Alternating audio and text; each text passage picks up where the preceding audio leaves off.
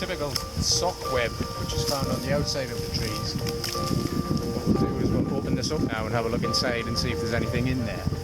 Chances are there's a hole in the tree which isn't deep enough to let the spider feel secure enough, so what it does is it extends this hole outside and makes the sock-like web. As you can see, there's a hole at the bottom for entry and exit. So we don't know at this point if there's anything in there, but it looks quite fresh, so we'll have a look inside and see if we can see anything. Come down here with the camera. You can actually see inside the sock web where the entrance to the hole will be. And there's the legs. I'll just hold that a moment, I'll get my torch just so the camera can pick it up.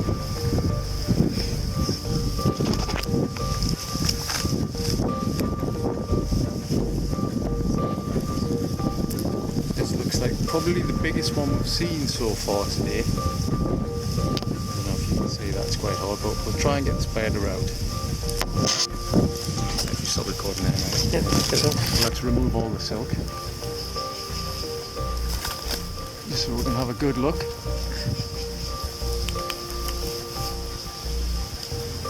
This of course can easily be reconstructed by the female. There's no permanent damage done here. This looks like a really big specimen. As you can see, it's much bigger than the previous one. This one is so what we'll do, generally quite a docile species. Local people think they're poisonous, but as you can see they're quite docile and not immediately threatening at all. As you can see against the size of my hand, obviously an adult female. What we'll do is we'll take some photographs now, yeah, and then the next bit will be replacing it back in a retreat. It's the biggest one.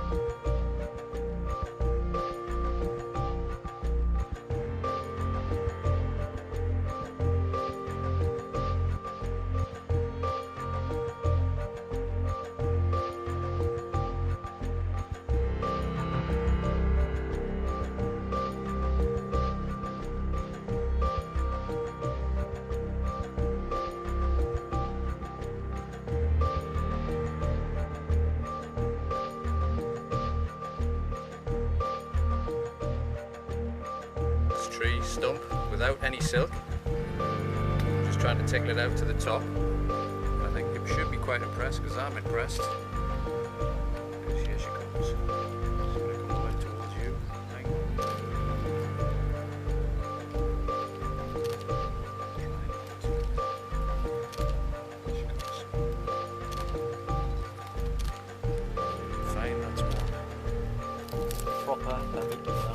And it looks like a giantspider.com. I knew I wore it for a reason.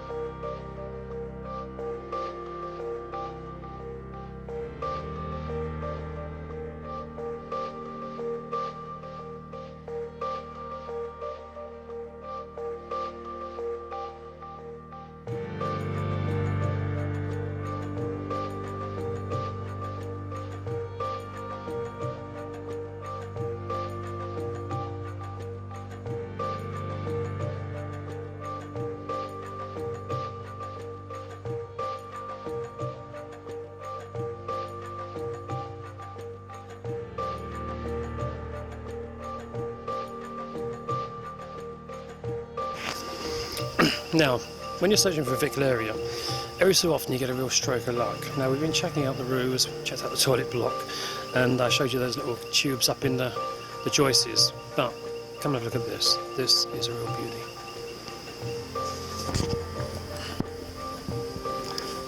Oh. Now, look at that. Must be at least 30 centimetres long. You can see that opening there. She's inside, so what we do is just tickle her out a little bit and then show you what she looks like. So, a classic, absolutely first class Vicularia tube. You couldn't do better than that. I think maybe it's even the best one we've been searching for yet. I see some movement there.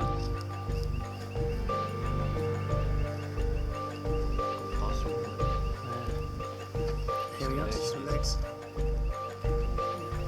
Oh, and look at this. Finally a big metallic. Don't tell me. Oh, look at that.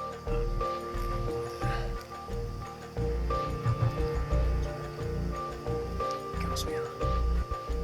Show you got one. Whoa, Now, so that's a cracker this way. awfully red.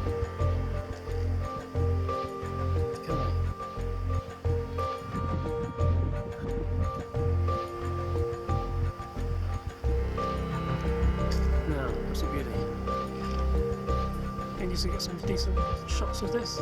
So